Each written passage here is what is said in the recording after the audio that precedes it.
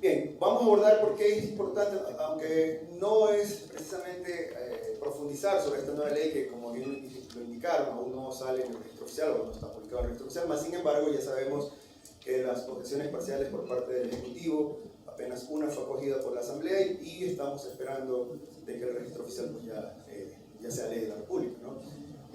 Porque es importante, luego de esto vamos a abordar uno o dos artículos del Código Orgánico Integral Penal, seguramente también uno de la Constitución y algunos de esta nueva ley, para poder ingresar ahora sí al caso concreto. ¿Y por qué? Porque quiero que nos pongamos en los zapatos de este subteniente, o en las botas de este subteniente, que es el caso en concreto, también de la contraparte, que en este caso es un chico de 16 años que se dio a la fuga y que le dieron persecución, por supuesto como fiscales, acusadores particulares y también como jueces, porque al final son quienes tocan decidir, ¿no? Es un caso desde el año 2016 en el Ecuador.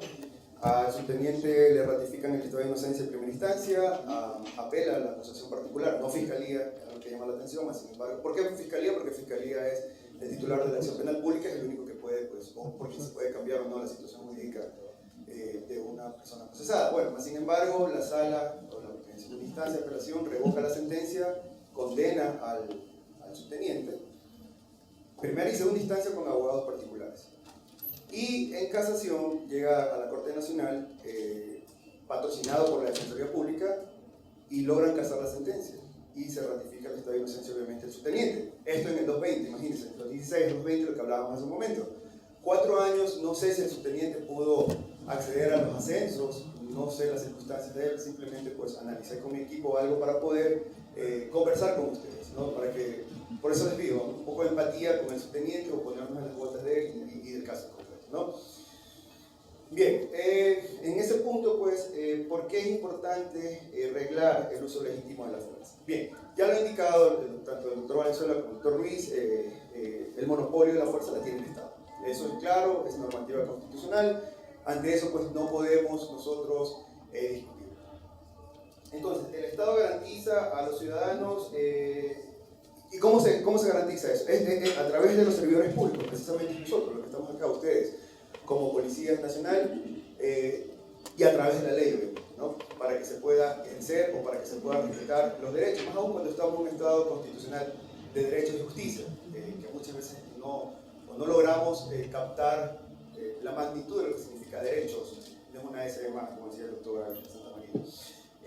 Entonces, excepcionalmente, monopolio de la fuerza, sí, perfecto, pero excepcionalmente, de forma excepcional, está habilitado ese uso de la fuerza, pero con una finalidad: proteger los bienes jurídicos. Proteger bienes jurídicos que evidentemente pues, son protegidos por la ley. Y ahí vamos abarcando ya también la temática del área penal. Entonces, ¿para qué crear esta ley? Evidentemente tiene que ser una ley real, tiene que ser una ley pertinente y tiene que adaptarse a las circunstancias modernas, porque a medida que una sociedad evoluciona, las normas también tienen que ir evolucionando. En mi época de estudiante, pues, por ejemplo, ya el siglo pasado, de derecho me refiero, analizar estos temas o la evolución de lo cibernético, ¿quién avisoraba que estudiar derecho o alguna rama del derecho que tenga que ver con internet podría ser algo muy productivo? Bueno, avanza la sociedad, tiene que avanzar de la mano del derecho, como una enredadera. Pero la criminalidad también avanza. Los delincuentes también avanzan en su forma de hacer sus accionarios, sus fechorías. Y claro, para esto, como la sociedad avanza, el ser humano es imperfecto, el legislador es imperfecto, siempre habrán ciertos espacios donde la delincuencia, que también está organizada, que también está evolucionada, pues pueda buscar ciertos requisitos. Entonces, por eso es importante este tipo de ley, o este tipo de leyes para una sociedad como la nuestra, ¿no? Siguiente, en ese punto, hay que buscar un punto medio, ahora sí, ¿no? Entre ese estado de derechos y justicia que decíamos hace un momento y la seguridad integral que tenemos todos nosotros como ciudadanos de pie. Entonces, un punto medio, ¿por qué? Y por eso decimos de la excepcionalidad de la ley, porque yo como Policía Nacional, el Estado me dota cierto armamento. Sí, por supuesto, quiero cumplir con mi rol constitucional, vigilar el orden público, mas sin embargo tengo que entender que el otro ciudadano, quien comete una inconducta, pues también tiene derecho. Tiene derechos. En tal caso, pues por eso, esta ley es la que nos va a dar las herramientas, o procuramos dar las herramientas, como bien lo dijo el ministro hace un momento, ¿no? habrá oportunidad también de hacer cuestiones corregibles a través de los métodos que nos da la propia ley. Y en la mañana escuchaba precisamente al comandante de la policía en un medio de televisión, Salinas, y decía precisamente sobre estos puntos que estamos abordando, ¿no? Entonces, él decía que probablemente podrían irse por la vía constitucional si es que consideran de que esta ley puede ser perfectible, ¿verdad? Entonces, para eso hay que entregar a nosotros, a los servidores públicos, a ustedes, servidores policiales, normas orgánicas, porque esta es una norma orgánica que precisamente nos permita o les permita a ustedes actuar responsablemente, siempre apegados a la ley. Reglar, por supuesto, el marco de actuación, y para esto pues la norma, muy a pesar que han existido objeciones por parte del Ejecutivo, muy a pesar que existen observaciones que son viables por parte tanto del ministro Carrillo como del comandante Salinas, por supuesto, pues sin embargo tenemos las leyes y tenemos que acoplarlas a ellas. Y por último, el deber que tiene el Estado de respetar las garantías de los ciudadanos, de evitar que se excedan o que nos excedamos también en la aplicación de esta normativa. Bien, y como indicaba, vamos a ver ciertas normativas. El 158 es clarísimo. Aquí nosotros, o a lo menos en esta normativa constitucional, vemos la Policía Nacional y las Fuerzas Armadas. De acuerdo al ámbito de aplicación de la nueva ley, incluso habla del cuerpo de vigilancia, de seguridad y vigilancia de los centros penitenciarios, ¿no?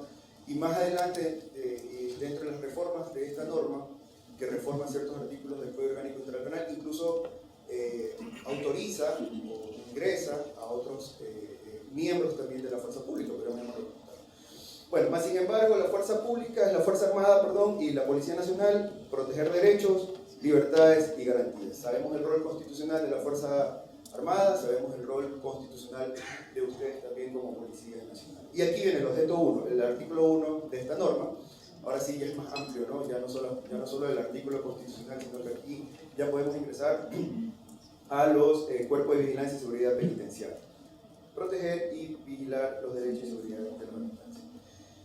Y bien, esta ya es parte de la nueva norma, los niveles.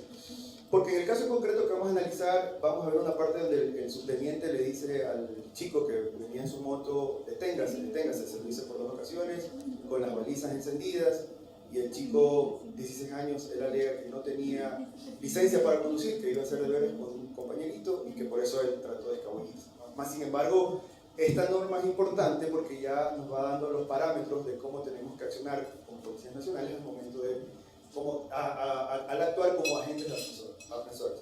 Entonces tenemos la presencia, tenemos la verbalización, también tenemos el control físico, tenemos las técnicas defensivas menos letales, la fuerza potencialmente letal y, como último, imagínense también, veamos nosotros también cómo el legislador ha considerado esto, lo último, la fuerza intencionalmente letal. Entonces tenemos esos niveles de uso legítimo de la fuerza que nos da o que nos permite, a través de esta ley, el accionar de la Policía Nacional. Pues claro, ahora, ¿qué es lo que tengo que hacer? Primero, verbalizar, luego de esto, como me dice la propia ley, la presencia, verbalizar, control físico, técnicas, o por último, utilizar intencionalmente la fuerza letal. Y el artículo 14 es clarísimo en este punto. El artículo 14 de la nueva ley sí nos dice: depende de la actuación de la persona intervenida. Entiendo yo que esa fue lo que nos dijo hace un momento el coronel, el ministro del Interior Carrillo, que hice 2 puntos, porque este punto o este artículo también fue objetado parcialmente por el presidente de la República. Entonces entiendo qué es esto. ¿Por qué? Porque le entendí yo y creería que todos, que el general Carrillo dijo, bueno, tengo que esperar que el otro accione para yo como policía poder accionar, ¿verdad? Entonces quizás ese es el punto clave para ustedes como policías nacionales. Bueno, más sin embargo, no tengo que primero hacer mi presencia, luego verbalizar y voy dando un pasito y un pasito. No, porque la misma ley nos está indicando que puede iniciar el Policía Nacional en cualquier nivel o ir incrementando o decreciendo también, depende de las circunstancias. Entonces, ahí es importante lo que nos decía hace un momento el ministro del Interior, el ministro Carrillo, ¿no?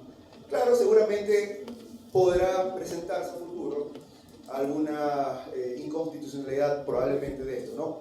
Y quizás pues ya haciendo camino al andar, y depende del caso en concreto, porque no todos los casos son iguales, depende también de aquello, cómo accionan ustedes y cómo acciona la policía. Por eso es importantísimo también estas charlas para capacitarnos y por supuesto saber contar con un abogado defensor que esté lo suficientemente capacitado y técnicamente para poder asumir nuestra defensa. Pero eso sí, que tenga que ser razonable y necesario.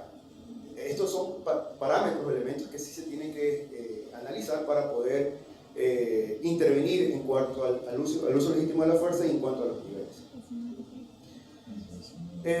Ahora, el artículo 30 del Código, un poquito más adelante. Ahora dirán, bueno, ¿y por qué es importante esta norma? No, ya vimos las primeras diapositivas por qué es importante esta norma. Pero dentro de nuestro ordenamiento jurídico penal siempre ha existido las exclusiones de la antijurisdicción. Entonces, para aquí un poquito de derecho penal, todo, para los elementos del tipo penal o los elementos de cualquier tipo penal es un acto típico, antijurídico y culpable. Entonces, claro, por supuesto. Pero ¿qué es este tema de la antijurisdicción? Antijurídico, algo que no es jurídico. Entonces, obviamente todos sabemos que no puedo matar a nadie, no puedo robar a nadie, etcétera, etcétera. Pero la misma ley me dice, pero ojo, hay excepciones. Siempre y cuando, y la misma ley me lo está indicando, por eso son excluyentes de la antijurisdicción. Entonces, tenemos la legítima defensa, tenemos el estado de necesidad y por supuesto el cumplimiento de una orden legítima. Aunque dentro de los derechos de esta misma ley, ustedes o nosotros, ustedes como policía, pues también tienen el derecho de oponerse a una orden que ustedes consideren que es legítima, ¿verdad? Bueno, más sin embargo, la antijurisdicción siempre está. Entonces, por eso ustedes escucharán o verán algunos críticos, bueno, sí, esta ley no era importante, porque al final, si yo, como Policía Nacional, como garante de los bienes de otros ciudadanos, porque yo me pongo en situación de garante, ¿no?, de los bienes jurídicos de otros ciudadanos, por supuesto que yo tengo que accionar. Y recuerden ustedes, hace 3 o 4 años, al norte del país, este chico que tenía una chica por el cuello, la tenía con un cuchillo, y habían 5 o 6 policías y no sabían cómo accionar, ¿verdad? Entonces la obligación de ellos era accionar. Pero aquí viene otro punto atrás que nadie lo dice, y el policía, y con el debido respeto a ustedes, estoy capacitado, no son películas americanas, no son películas gringas, en donde yo le pego un tiro a tantos metros de distancia, no lo sé. Entonces, claro, y si disparo y le impacto a la chica, a la víctima, bueno, más sin embargo, obligación es esto, porque ustedes, o nosotros, ustedes los policías, están en posición de garante. Entonces, siempre existe la antijurisdicción. Estoy actuando por mi deber, por mi constitución. Bueno, la constitución ya leímos en su momento el artículo que refiere cuál es mi rol como miembro del Estado, como servidor público, ¿no? Y esta reforma del 30.1 ya es una de las reformas que también abarca esta ley orgánica, ¿no? Y se va a reformar el 30.1 del Código Orgánico Integral Penal. Y aquí ya también refiere sobre el cuerpo de seguridad y vigilancia penitenciaria. Entonces, cuando hay un cumplimiento del deber legal, y el propio artículo conceptualiza lo que es el deber legal. Ahora, esta reforma del 30.1 viene desde el año 2019. Se reformó, o sea, se agregó este artículo después del 30, una de las últimas reformas que existieron en la Asamblea Nacional. Ahora, el 30.1 se reforma, esperemos que ya salga publicado en el registro oficial, por fin, esta nueva ley para poder tenerlo ya ahora sí como una ley de la República. Entonces son 4 pasos, son 3 pasos que nos indica, y aquí en la segunda parte del artículo ahora sí nos dice que es un acto de servicio, ¿no? Y cuándo sí y cuándo no es un acto de servicio, que sería la siguiente diapositiva. Y lo hemos puesto con rojo, ¿no? Entonces ahí, y en este paréntesis le puse abajo la posición de garante que hablábamos hace un momento. El acto de servicio se entiende a las actuaciones previas, simultáneas y posteriores ejecutadas por el servidor o servidora en cumplimiento de su misión constitucional. Entonces, lo que decía el doctor, el ministro Carrillo en su momento, tengo que esperar, pero aquí la ley me dice, es una ley orgánica, ojo, me dice previo también. Entonces, por eso les decía, cada caso en concreto es diferente, totalmente diferente de acuerdo también a nuestra capacitación. Bueno, más sin embargo, actos de servicio, actuaciones previas, simultáneas, posteriores, ejecutadas por el servidor en cumplimiento de su misión constitucional y deber legal, encomendado inclusive el desplazamiento del servidor o servidora desde su domicilio hasta su lugar de trabajo. Pero ojo, el segundo inciso dice, también se considera, soy miembro activo de la Policía Nacional, no estoy, o estoy franco, por ejemplo, mas sin embargo tengo mi obligación constitucional y mi obligación legal de cuidar el orden público, ¿verdad? O no nos olvidemos tampoco, como decía el doctor Valenzuela en su momento, podemos ser agentes aprensores. Nosotros, tú y yo, cualquiera de los que estamos acá, podemos ser agentes aprensores sin necesidad de ser policía nacional. Entonces, eso es actos de servicio y es una norma orgánica, insisto, del Código Orgánico Integral Penal. Y ya está, esta reforma es del año 2019. Estos 2 puntos últimos no los toma, o no los toca, o no los modifica la nueva ley. Y bien, ¿por qué posición de garante? El artículo 28, la última parte, nos hace saber qué es la posición de garante: la persona que tiene la obligación legal, Policía Nacional tiene la obligación legal, o contractual del cuidado, custodia de vida, salud, libertad o integridad personal del titular del bien jurídico que ha provocado incrementado presentemente un riesgo que resulte determinante de la afectación de un bien jurídico.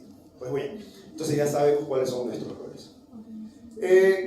Algo de la flagrancia y las inquietudes que tenía, bueno, ya lo abordaron, más sin embargo, como me tocó abordar, o me tocó referirme sobre un caso práctico, y el caso práctico precisamente tiene que ver con esto, y ya se ha dicho algo sobre la flagrancia, pero lo que sí es relevante, la siguiente, sobre el 537, que esto sí es una reforma también que se realizó en el año 2019 y que se profundiza ahora con esta nueva ley que estamos ya refiriéndonos, que nos indica que cuando estoy en un caso, ustedes, policías nacionales, el legislador consideró pertinente, y por los casos relevantes que existen a nivel nacional, aunque conversando, analizando estadísticas, y ustedes que manejan muy bien las estadísticas, desde el 2016 hasta la fecha, son menos de 200 casos en los cuales están inmersos los policías nacionales por precisamente el cumplimiento de su trabajo. Más sin embargo, claro, el servidor público armado le llama la atención a la sociedad de cómo puede ser posible que violenten los derechos de las personas. Entonces, por eso es relevante de que tengamos capacitaciones y que, por supuesto, contemos con abogados que sean técnicamente capaces de poder asumir una defensa técnica. Entonces, yo sé que con Policía Nacional, y esto tampoco es una patente de corso, que voy a hacer lo que yo considere pertinente en salvaguardar el orden público, no. Pero sé que la propia ley me indica que si yo estoy en una circunstancia de aprender a un ciudadano y pueda suscitarse alguna de estas circunstancias que tengan que hacer uso de la fuerza, sé que si es que me llevasen a un proceso penal, no se me va a dictar la prisión preventiva como medida cautelar. O sea, eso está aquí en la norma, y cualquier ley o cualquier juez de la República sabe que en flagrancia no podría dictar la medida cautelar excepcional de última ratio de la prisión preventiva al agente policial que está actuando, obviamente, siempre por orden constitucional, por orden legal dentro de sus atribuciones, ¿verdad? Y en el hipotético caso, dice el último inciso, esto también es parte de la reforma, dice el último inciso: en los casos en los que no pueda garantizarse la comparecencia de las personas procesadas con medidas sustitutivas y deba dictarse la prisión preventiva, esta deberá ejecutarse en los centros de privación de libertad diferenciados para estos casos. ¿Puede darse el caso? Puede darse el caso. Entonces el legislador ya lo está previniendo, ¿no? Puede darse el caso que haya un uso excesivo, que no se respeta la progresividad, la necesidad. Entonces, yo sé que como Policía Nacional al menos se me va a salvaguardar mi integridad física, mi integridad, mi vida, incluso porque me van a separar en un principio, dice la norma, de otro centro o de un lugar especial donde no voy a tener contacto con estos otros ciudadanos, porque seguramente dentro de mi accionar como policía muchos de ellos están privados por mi accionar. Entonces, lo que se busca, o lo que se pretende es salvaguardar la integridad del servidor policial. Más sin embargo, es ley expresa, ahí está. Sabemos que al menos pues, esto le da más tranquilidad al servidor policial de poder accionar, es decir, es que voy a terminar preso, es que voy a terminar destituido, voy a terminar con un proceso penal que me dura 5, 6, 7 años, voy a perder mi familia seguramente en este proceso penal, voy a quedar desgastado económicamente seguramente, muy seguramente en este proceso penal. Entonces son, llamémoslo, garantías que nos da la normativa. Y entro, ya finalizando con el tema de la normativa, dentro de los derechos, y ya lo indicaron también el coronel y el defensor público nacional. Recibir formación es un derecho de los servidores públicos, de ustedes, Policías Nacional, Fuerzas Armadas. Capacitación, entrenamientos adecuados y permanentes. Entonces, no basta con esta charla que tenemos ahora, sino que son permanentes, porque la sociedad evoluciona, recordemos esto, las leyes evolucionan y el crimen organizado también evoluciona. Entonces tiene que ser permanente esto de acá.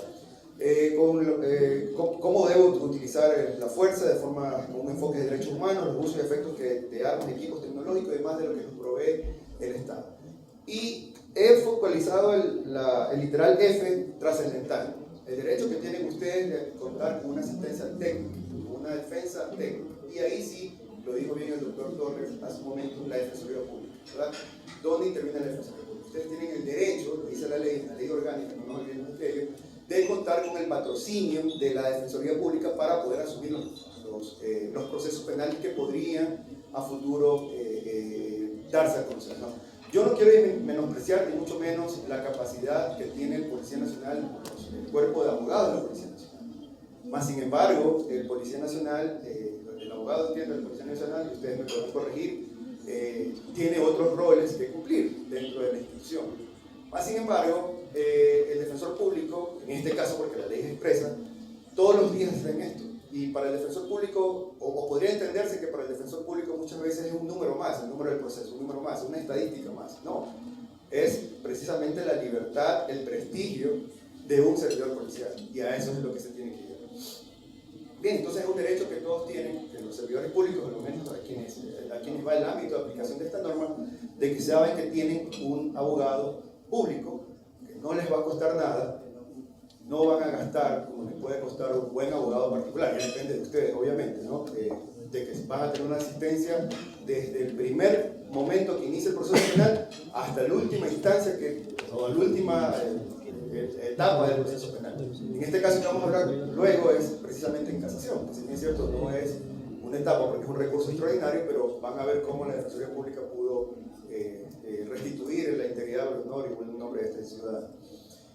Y bien, entonces ahora sí vamos a adentrarnos, si me lo permiten, al caso práctico. Año 2016, en una de las provincias de nuestro país, un chico venía manejando una motocicleta, se lo prestó un primo menor de edad, no tenía licencia obviamente, cargaba su mochila útiles escolares. O sea, el chico sí estaba haciendo, entiendo desde el punto de vista de la Fiscalía, tareas, pero hay en esa ciudad del país hay una alerta de que se está robando gasolineras. ¿Y quiénes roban gasolineras? Dos motos, una Yamaha roja sin placas y otra negra. En una de las dos andaba este muchacho. O sea, no necesariamente era parte de la banda que andaba robando gasolineras, pero había una alerta. Entonces, claro, al ver a la alerta, le comunican a la policía, hay un sospechoso. Viene la policía y le dice, deténgase, el muchacho no tenía papeles, y en vez de detenerse, obviamente hizo caso omiso, y comienza la persecución. Bien, entonces Fiscalía General del Estado dice eso, que lo neutralizan, y ya en el piso, dice Fiscalía General del Estado, el subteniente le da un golpe, un puntapié en el rostro, ¿verdad? Y eso causa lesiones. Entonces dice el fiscal 293 en relación al 152, que es lesiones, y por lo tanto tiene que ser declarado culpable este ciudadano y reparar integralmente a la víctima. Esos son los alegatos de Fiscalía General del Estado, alegatos que también son o van de la mano de la acusación particular. ¿Por qué? Porque este muchacho, bueno, 16 años, en principio dicen que vivía con la mamá, dicen que vivía con el papá, también pues no tenía un control dentro de su hogar. Bueno, ya es una cuestión, ya sabemos como en muchos hogares de nuestro país. Mas, sin embargo, existió acusación particular que viene con los mismos argumentos que la Fiscalía General del Estado. Ellos querían también que se les repare integralmente por los daños causados. Y los alegatos del procesado, y pongo enfáticamente un abogado particular, insisto, se ratificó el estado de inocencia en primera instancia, en segunda instancia lo revocan y lo declaran culpable. Pero ¿cuáles eran los alegatos? Porque más o menos lo que les estoy indicando, ¿no? La teoría del caso que manejó la defensa técnica del subteniente, porque era un subteniente en el 2016, ahora pues no sé qué será de este servidor público. El procesado pide colaboración, lo que les indico, ¿no? Hay noticias de que se está llevando a cabo varios robos en gasolineras en esta ciudad del país. Ven una moto, el procesado se coloca en la calle 20 de junio de la ciudad para cerrarle el paso, incluso se cierra el paso, el muchacho se esquiva del paso, hace caso omiso, de repente llega una calle empedrada, se cae el chico, y la teoría del caso de ellos es que al caerse, porque sí, ya van a ver ustedes más adelante en la pericia médica, sí hay ciertas lesiones en su rostro, y dice la defensa técnica del subteniente que son productos de la caída de la moto, ¿verdad? Entonces, porque opuso resistencia y demás, y el procesado era jefe del GOM, Grupo de Operaciones Motorizadas, entiendo, entonces él tenía la capacidad de ir en la parrilla del otro policía que iba conduciendo la moto. Entonces dicen ellos que era solo una moto. Van a ver ustedes más adelante que los testigos presenciales son contradictorios porque nos hablan de dos motos, otros nos hablan de una moto. Bueno, más sin embargo, ellos sí aceptan que iban en una moto, el compañero del subteniente conduciendo la moto y él atrás en la parrilla. Y dice él que se utilizó el uso progresivo de la fuerza. Ojo, con este punto, ¿no? Bien, ¿cuál es la fortaleza que tiene Fiscalía General del Estado? Fiscalía General del Estado tiene 9 testigos y como prueba documental el biométrico del subteniente. Dentro de esos 9 testigos, 3 son testigos presenciales que vieron el accionar de la policía. Está el doctor, está el papá del chico, el psicólogo, está la víctima, el médico perito y quien hace el reconocimiento del lugar de hecho. Esa es la fortaleza que tiene Fiscalía General del Estado para llevar a juicio o para fundamentar su teoría del caso dentro del juicio. Entonces vamos a ver someramente rápido lo que nos dicen estos 9 testigos, ¿no? Para que por eso les dije hace un momento al inicio, para que ustedes también se pongan en el papel del subteniente o en la voz del subteniente, como juez, como fiscal, incluso como víctima, ¿no? Una especie pues de hacer ahí una empatía. El padre de la víctima, que hemos puesto sus iniciales, pues nos dice aquello, que llegó a la DINAPEN, que vio a su hijo golpeado, que su hijo golpeado le dice, papá, ellos me pegaron llorando, lo vio, el policía me pegó, lo vio hinchado, y dice incluso que el policía le había dicho, estuve a 1 minuto de pegarte un tiro, o sea que el subteniente estuvo a punto de dispararle al muchacho. Eso es lo que dice el padre de la víctima, como acusador particular. Luego tenemos la psicóloga, que fue quien realizó evidentemente la pericia psicológica. Entonces en esta pericia psicológica, o en estas pericias, siempre la víctima, la némesis, siempre le da los antecedentes, qué es lo que pasó, ¿no? Para que el doctor, en este caso la psicóloga, pueda valorarlo y pueda determinar si en efecto existe o no existe una afectación psicológica de la víctima en este caso. Entonces, claro, le cuenta con lujos de detalles todo lo que a este chico le había sucedido, cómo había accionado la policía, y la psicóloga dice que sí, que tiene afectaciones, que se porta un poco tímido, y no da a profundidad, realmente no hace a profundidad una evaluación psicológica, porque solamente realiza una entrevista, pero más sin embargo sugiere que conlleve otras visitas al psicólogo. Bueno, más sin embargo eso es lo que dice la psicóloga. Luego habla el chico, la víctima, el chico de 16 años, y pues, nuevamente da con lujos de detalles todo lo que había sucedido, incluso algo de lo que comentaban por acá sus compañeros policías, que incluso lo habían hecho dormir esposado. Entiendo yo que no había un centro de seguridad como ustedes preguntaban en ese momento, entonces lo tuvieron toda una noche esposado, el muchacho. Bueno, es lo que él nos dice, ¿no? Que él no iba a alta velocidad, que él iba a 40, 10 kilómetros por hora, que él se asustó de que él no tenía papeles, o sea, reconoce eso, reconoce también que hubo una persecución, reconoce él que venían las balizas encendidas, reconoce él que también le dijeron que se detenga, pero que ya sabemos que él no lo quiso hacer porque no tenía papeles y no quería terminar privado de su libertad. El perito, y este punto es importante porque lo analizará luego la Corte Provincial cuando revoca la sentencia, y en algo también analiza la Corte Nacional cuando resuelve el recurso de casación. La primera instancia realmente pues simplemente dice, dentro de las conclusiones del doctor dice, esos golpes que tuvo el muchacho pudo haber sido producto de un golpe de algo contundente, pudo haber sido de varias cosas, e incluso dice de una caída.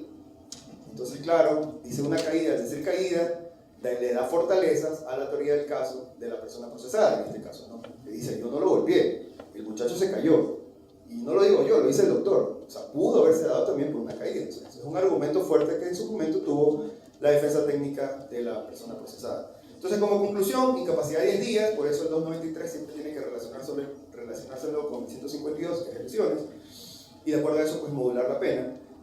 Puede haber sido productos de efecto de un objeto contuso, contundente, como puño, golpe de pie, manos, así como también de una caída. Entonces aquí el doctor, este peritaje o este testimonio fue relevante a la hora de poder determinar, ¿no? El reconocimiento del lugar de los hechos, ya sabemos, el perito que va y dice, bueno, aquí el lugar existe, tiene estas características, hay poca luminidad, existe la presencia o no de personas, de carros, etc. Y aquí vienen los vecinos del lugar, son 3 vecinos del lugar, como les indicaba, ¿no? Y si ustedes analizan los testimonios de los 3 vecinos del lugar son contradictorios, y en eso sí fortalece el fallo de primer nivel, en lo contradictorio que fueron los vecinos. ¿Por qué? Por el número de agentes policiales, por la forma como lo detuvieron al muchacho, por la velocidad en la que andaba el muchacho, etc. Entonces, cuando existen estas incongruencias o inconsistencias, por supuesto le clavamos, como decimos coloquialmente, le clavamos la duda al juzgador. Cuando existe una duda, evidentemente beneficia al reo, en este caso el procesado, no en este caso el subteniente. Entonces fueron 3 testimonios. Aquí habla también el primo. El siguiente es el primo el que le presta la moto al muchacho y que a él lo llaman. ¿Por qué? Porque el muchacho, cuando ya lo detienen, ya lo aprende, el muchacho da el nombre, al decir el muchacho me refiero a la víctima, da el nombre de su primo, para poder escabullirse hasta cierto punto, a su entender, ¿verdad? Entonces a la hora dice, ah ya, viste el nombre del primo, perfecto, pero el primo, ¿por qué? Porque era el dueño de la moto, obviamente. Pero luego el chico dice, ya cuando se lo llevan en la patrulla, y cuando lo llevan al hospital para hacerse el chequeo médico, para que le den el certificado, ahí dice, bueno, me llamo tal y tengo 16 años. Entonces ahí es cuando la policía se alerta, ah no, pues si es un menor de edad, entonces el procedimiento es diferente que un mayor adulto, que un adulto, que un mayor de 18 años. Entonces el muchacho dice, sí, yo estuve, me llamaron, yo llamé al papá, a la mamá, y yo también lo vi al chico, a mi primo, en esas circunstancias. Entonces, de ahí viene el otro vecino del lugar, el testigo número 8, y la testigo número 9 es una vecina del lugar también que dice que lo tumbaron. Dice que estaba a 20 metros y demás. Bueno, son ciertas inconsistencias que le da fortaleza al tribunal. Ahora, ¿qué dice el procesado? Como prueba del procesado.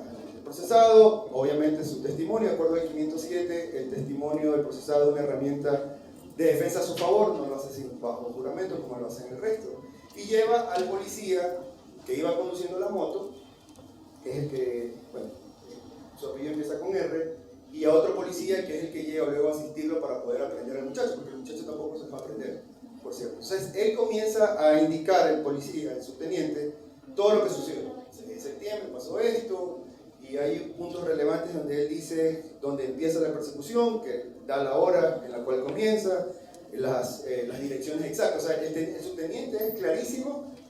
Y incluso dice una parte, claro, yo sí soy capacitado, dice, yo conozco cómo tengo que utilizar el uso progresivo de la fuerza, y en este caso tuve que accionar de esa forma, porque de acuerdo, habla incluso del acuerdo ministerial que es base, en esta época hablamos del 2016, el acuerdo ministerial todavía estaba vigente, ¿verdad? Y en base a aquello, pues, determinaban el accionar los servidores policiales.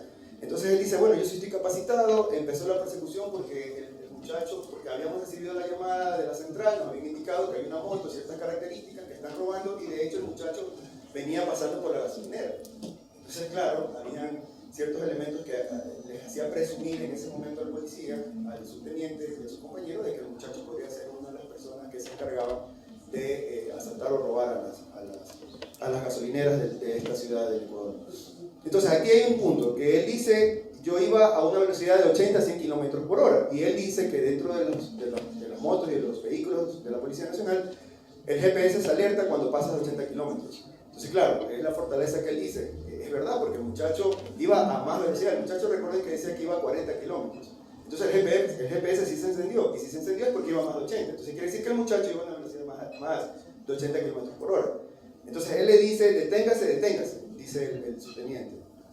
Insistiendo en ello, que el perseguido regresaba a verlos, dice, le cerraba el paso, y en el lugar había un grupo de niños. A este punto es importante también, porque en la persecución, aparte que le dice, deténgase, habían unos niños jugando. Imagínense a la velocidad. Pudo haber ocasionado, fortaleza del policía, el subteniente, pudo haber ocasionado un daño a los niños que estaban jugando en la calle. La víctima quiso curvar, y bueno, en esa curva que quiso hacerlo, bueno, ella perdió el control y se cayó. Ellos también se cayeron. El subteniente y el policía se cayeron en dos ocasiones. En la primera, cuando tratan de esquivar un carro, dice él, y luego ya cuando el muchacho se cae. También ellos terminaron cayendo. Claro, el muchacho dice que le pegaron un patazo en la moto, que el subteniente le pegó un patazo y que por eso se cayó, ¿verdad?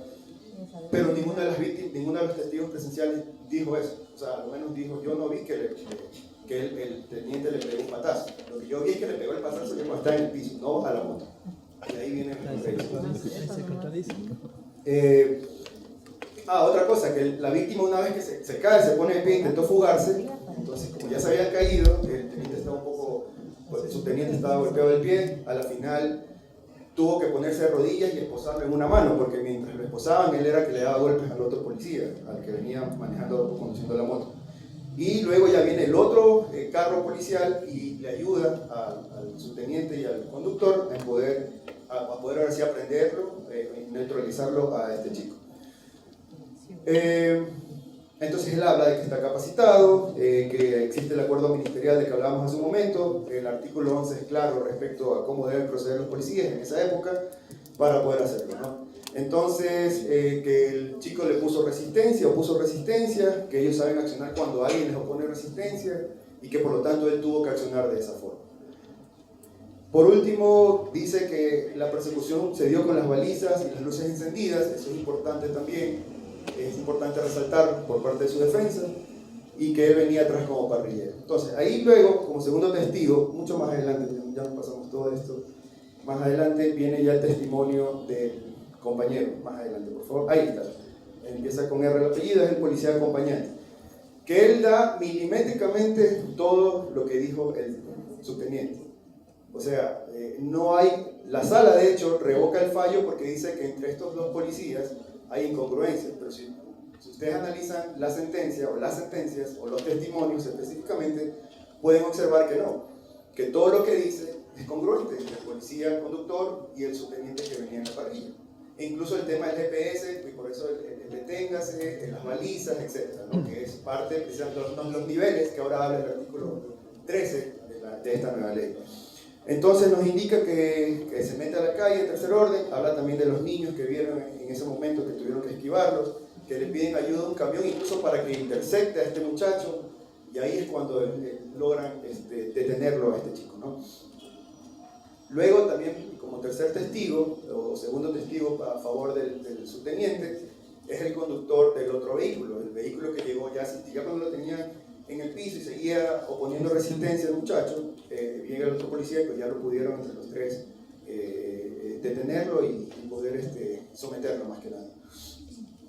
Bien, ¿qué dice Fiscalía General del Estado? Esto es sucintamente lo que los testigos, la información que recabó el tribunal en el juicio. Pero Fiscalía General del Estado insistía de que no, de que fue el accionar del policía, del subteniente, fue excesivo, de que no respetó el uso progresivo de la fuerza, dice él, y le da valor, o para la Fiscalía General del Estado es relevante lo que dice el doctor, mas sin embargo ya vimos lo que el doctor dijo, y de la caída, indicó que el policía una vez en el piso, y de acuerdo a los testimonios de los testigos, de los vecinos del lugar, es que le da un puntapié en el rostro al muchacho. Claro, el subteniente es un señor de 1,90, entonces hay una parte que dice, un señor de 1,90 te pega un patazo, un puntapié en el pie, no solamente te hace eso, sino que te revienta en la cara. Bueno, son elementos que también tiene la defensa del subteniente.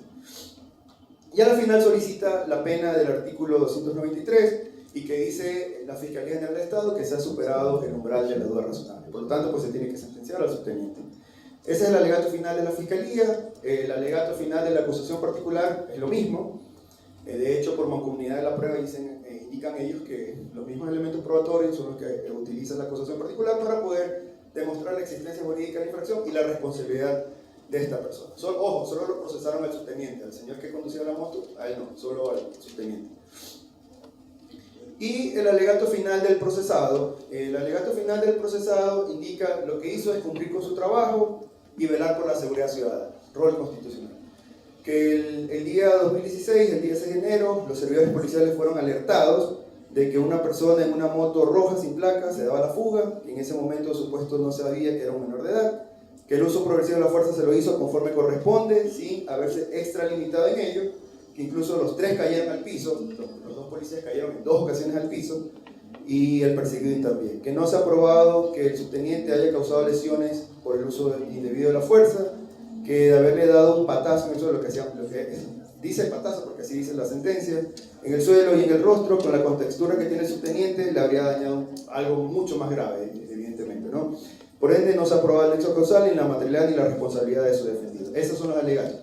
Y los argumentos que tiene el tribunal de primera instancia para poder ratificar el estado de inocencia son importantes, y lo hemos puesto en 2 diapositivas, para que los analicen, porque luego son reveídos, indico, por el juez superior, por el juez de sala. Entonces, no se prueba convincentemente la existencia de la infracción, por ende tampoco la responsabilidad. En materia penal, como bien sabemos, sí, 2 puntos importantes a demostrar: la responsabilidad, la existencia jurídica de la infracción, o la materialidad, como se decía anteriormente, y con el nexo causal la responsabilidad.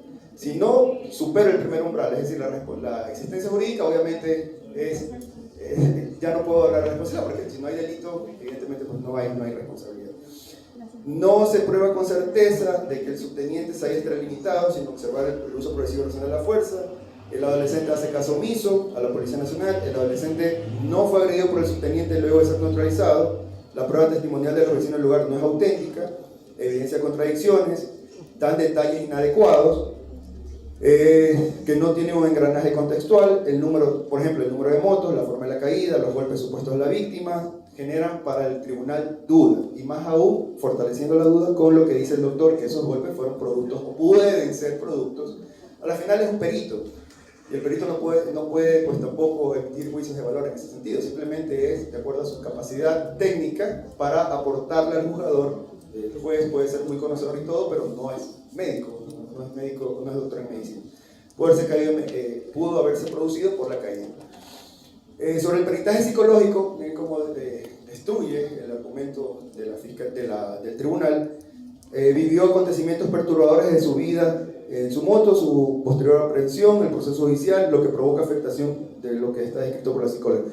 Profundicen un poco más también incluso en su vida, porque este muchacho se crió sin papá, se crió sin mamá, luego estaba con el papá, luego estaba con la mamá. Entonces, de acuerdo al tribunal, esas consecuencias psicológicas pudieron haber sido producto de eso y también del proceso judicial. Imagínense, si a una víctima, y eso sí es normal, y es verdad, a una víctima le causa estrés postraumático un proceso penal, no quiero saber tampoco cómo al procesado le causa también un estrés postraumático, lo que es conllevar un proceso penal, ¿no?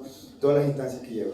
La velocidad de huida de 81 kilómetros por hora, el subteniente iba en la parrilla, le dice deténgase, caso omiso por parte del chico, el adolescente opuso resistencia, por lo tanto ratifica el estado de inocencia. Bien, esos son los argumentos, esa es la sentencia en la cual el tribunal en primera instancia ratifica el estado de inocencia.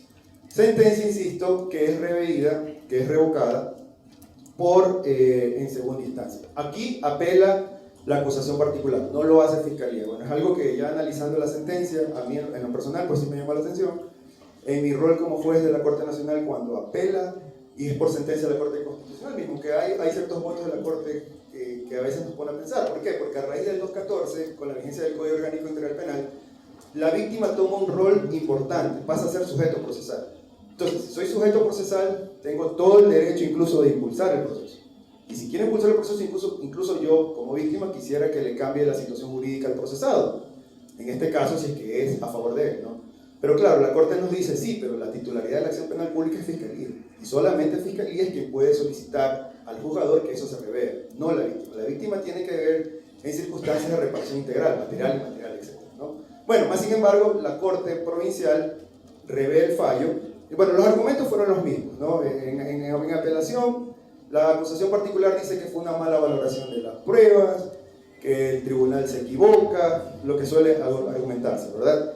La Fiscalía dice lo mismo, y ojo, que no apeló, y el procesado, todavía con abogado particular, se mantiene en su misma posición, ¿no? En su misma teoría del caso, de que han utilizado, o que el subteniente, capacitado absolutamente para poder llevar a cabo estas operaciones.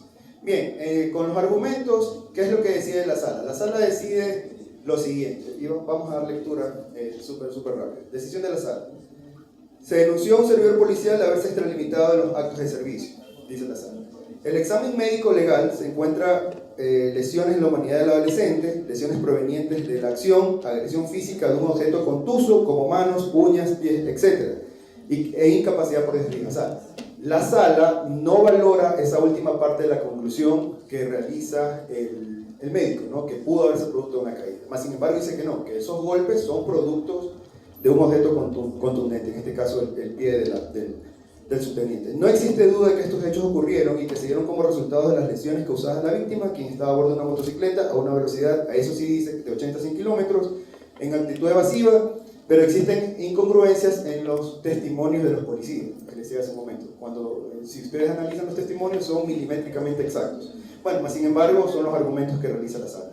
En segunda instancia. Cuarto, no es creíble que las lesiones presentadas sean consecuencias de la caída, da más fortaleza a ese punto, existe el uso injustificado de la fuerza, existe prueba científica que la prueba testimonial no puede superar los testigos policiales, son incongruentes. Dice, ok, tengo prueba científica, es decir, el del doctor, el médico, y esa prueba científica no puede ser superada por testimonios, dice la sala, ¿no? Entonces, claro, se le está dando un valor sumamente fuerte, pero omite la última parte que también es en la caída. Circunstancias que no pueden pasar desapercibidas. Dice, por lo tanto, se revoca la sentencia se lo declara autor directo del 293 en relación al 152. Fueron 80 días, estaba confundido, y pensé que era 8 meses. Bueno, 80 días, pero 80 días es una sentencia condenatoria. Ustedes que son servidores policiales implica ser separados de la institución, ¿verdad? Entonces, claro, o sea, no es por el tiempo que voy a estar, un día, 2 días, basta que yo tenga una sentencia condenatoria y toda mi carrera, mi prestigio, mi nombre se fue atrás. Así de simple. Entonces se lo condena y bueno, reparación integral $500 y disculpas públicas. Bien, ahora sí, a la siguiente. Ahora viene la parte relevante, ¿no? O sea, viene la casación, viene el defensor público y asume el caso y argumenta dos puntos relevantes, dos causales. La indebida aplicación del 293 y la contravención expresa del 77L, es decir, que la sentencia no está motivada. Ustedes me dirán, a ver, ahora una nueva postura que tiene la Corte Nacional, nuestra sala penal es que el primer cargo que nosotros tenemos que valorar es si es que una sentencia esto no está motivada, por garantía, porque todo ciudadano tiene el derecho, más aún en materia penal, si me están culpabilizando, tienes que explicarme el por qué, con punto y coma el por qué yo soy culpable. Pero no puedes decir someramente o ligeramente, eres culpable porque esto, pero no me profundizas más. O sea, no superas el umbral de la duda razonable, como dice la Corte Nacional, y no le das respuesta jurídica a los argumentos planteados por la defensa en el recurso de apelación, cuando la sentencia es condenatoria, evidentemente, ¿no? Entonces es la pertinencia y la suficiencia que nos habla la Corte Constitucional. Entonces nos dice el defensor público, indebida aplicación del 293. ¿Cuáles son los argumentos? El hierro, obviamente por técnica casacional, se tiene que identificar la sentencia, se tiene que identificar en qué parte de la sentencia está el hierro, él señala el séptimo de la sentencia. Los jueces realizan un análisis, al realizar el análisis de delito sancionado, no indican cómo el procesado se extralimitó en sus funciones. Claro, porque si es una sentencia condenatoria y tengo que justificar, tengo que hacer el juicio de tipicidad, tengo que ver cuál es el accionar, tengo que ver por qué es antijurídico y por qué es culpable, ¿verdad? Claro que en sede casacional yo no puedo rever hechos, no puedo revisar pruebas, sí, pero la potestad que tiene el jugador es ver si es que ese ejercicio lógico que realizó el juez de instancia de subsumir los hechos a la norma, al derecho, fueron correctos o fueron incorrectos. Entonces, claro, nos dice que no, que simplemente la sala aplicó indebidamente este título o este artículo porque no analizó el tipo penal con los hechos. Sin variar los hechos dados por ciertos y probados, existe un menor en una moto, hace caso omiso a la petición, bueno, los argumentos que ya nosotros conocemos, y el segundo argumento es por falta de motivación. Pues bien, ¿qué dice, qué responde la Fiscalía General del Estado de los cargos?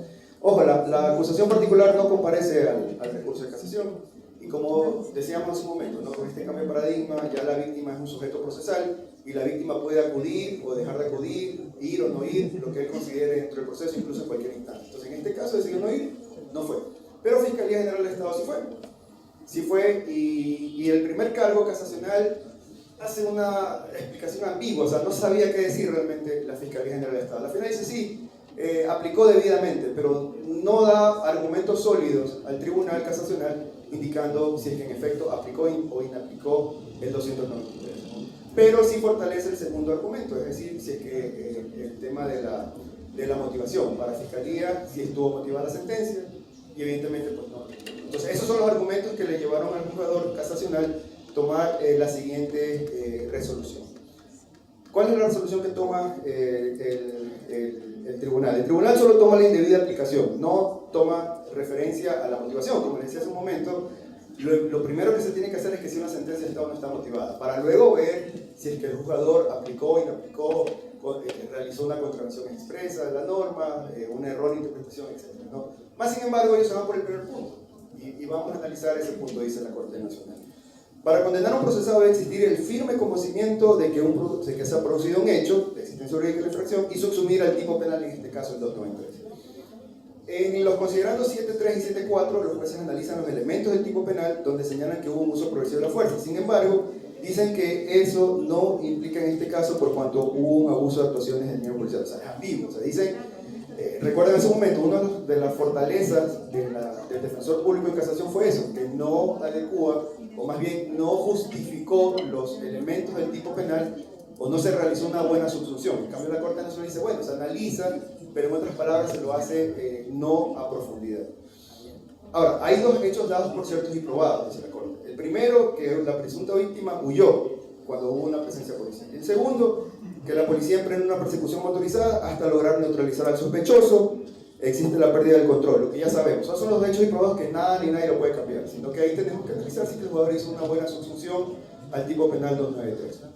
Y dice ahí, la siguiente diapositiva, en el punto 4, el acuerdo ministerial 1699 del 8 de agosto del 2010, reglamento que reglamenta el uso de la fuerza. Entonces, es lo que argumentó el subteniente, de que yo sí estoy capacitado, yo sé que existe ese reglamento y yo he dado cabalidad, cumplimiento cabal a ese reglamento. Por eso él dice, deténgase, las balizas, los niños y lo demás, ¿no? Como él accionó. En ningún momento utilizó los otros armas o dotación que le da el Estado, simplemente consideró que era pertinente en cuanto a poder detener a este muchacho, a este chico.